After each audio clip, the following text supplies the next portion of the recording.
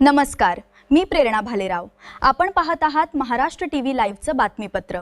पाहुयात आजच्या ठळक घडामोडी। सर्पदंशानंतरही न डगमगता हातात साप पकडून महिला पोहोचली कंधार ग्रामीण रुग्णालयात। सुशीला वाघमारे यांचे धाडस। उपचारानंतर महिलांना केले सावध राहण्याचे आवाहन।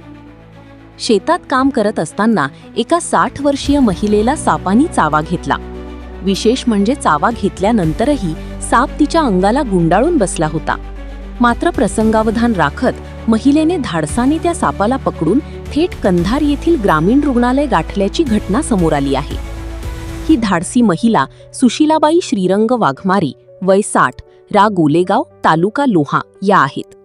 शेतातील काम सुरू असताना अचानक सापाने त्यांना दंश केला। भीती न बाळगता त्यांनी सापाला घट्ट पकडून ठेवले आणि तातडीने उपचारासाठी कंधार ग्रामीण रुग्णालयात दाखल झाल्या। या घटनेने रुग्णालयातील डॉक्टर, कर्मचारी व उपस्थित नागरिकही काही काळ आश्चर्यचकित झाले। रुग्णालयात महिलेवर तातडीने उपचार करण्यात आले। सध्या त्यांची प्रकृती स्थिर असल्याची माहिती मिळाली आहे। यावेळी सुशीलाबाई वाघमारे यांनी महिलांना आवाहन करताना सांगितले की सर्पदंश झाल्यास घाबरून न जाता तात्काळ जवळच्या शासकीय रुग्णालयात उपचारासाठी जावे। अंधश्रद्धेला बळी पडू नये आणि वेळ न दवडता वैद्यकीय मदत घ्यावी। या धाडसी महिलेच्या प्रसंगावधानाचे परिसरातून कौतुक होत असून संकटसमयी धैर्य आणि तातडीने वैद्यकीय उपचार घेणे किती महत्त्वाचे आहे याचा संदेश या घटनेतून मिळत आहे।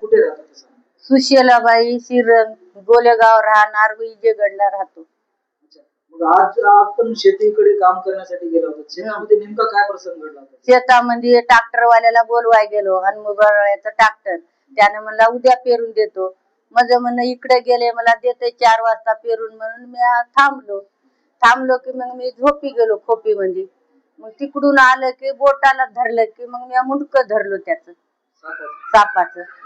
मग मुंडकं धरलो की मग हे हात धरलो बोट काढून। मग मला भीती वाटली ना, मी मरू जा म्हणून मी धरलो। तुमचं एवढं असं म्हणजे धाडस कसं झालं सापाला धरताना?